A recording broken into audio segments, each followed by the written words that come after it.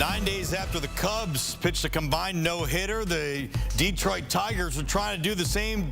2 outs in the 9th, and Gunnar Henderson ruins it for Detroit's 4 pitchers trying to combine for that no-hitter. Tyler Holton giving up a first-pitch triple to Henderson, but then he gets Anthony Santander swinging on the next at-bat. So the Detroit Tigers combine 4 pitchers to one-hit the Orioles. They had a combined perfect game through 7 here. O's end up getting a hit, but they couldn't come back and get the win. So Detroit moves to 3 games back of that final wild card spot in the American League with a 1-0 win over the Baltimore Orioles. And for more on tonight's big game in the Motor City, we say hello to CBS Sports MLB analyst Chris Welsh. First, Chris, let's talk about the game that just happened. A big kind of a letdown for the Detroit Tigers. They wanted that no-hitter, but they ended up with the 1-hitter. How big of a win is it, and how big of a bummer is it for them not to get the no-hitter?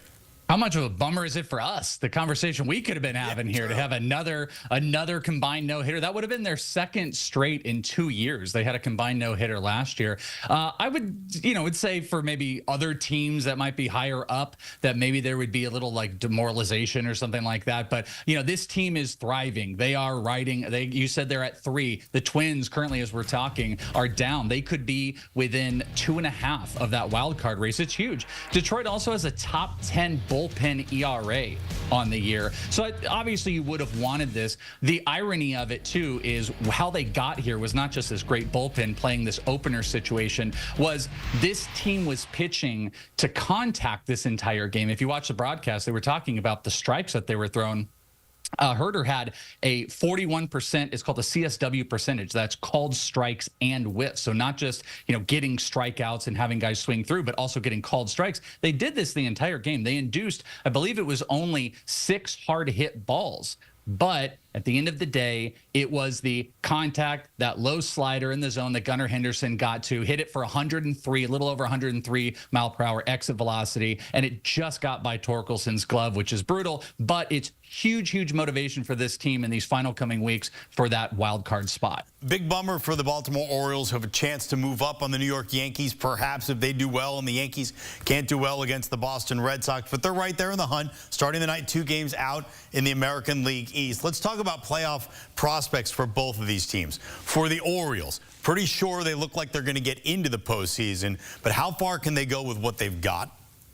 Well, this game is actually, there's an irony to this game as well of kind of speaking to both of these teams, because the New York Yankees, kind of like what we were talking about with the Tigers, they've got a top 10 bullpen ERA. Their bullpen ERA is around 3.7. And what have we seen them doing recently? They have been using some piggyback situations. They've talked even about Nestor Cortez and Luis Gil and Clark Schmidt running that type of thing. Where is Baltimore suffering? They've got an over 4 ERA in their bullpen. They have got to get everything they have out of that bullpen and the starters, because they have been an offensive front team this entire year. Their aggressiveness was taken advantage of today. They'll strike through, they'll get aggressive early in counts, and the Tigers flipped it on them. They got hyper aggressive with first called strikes and made them hit stuff into the ground. So when you're talking about the difference between these two, Orioles can't lose these games. They have to have every edge possible, because the Yankees are going in with one of the highest run differentials, one of the best ERAs in baseball, one of the best bullpen ERAs and depth.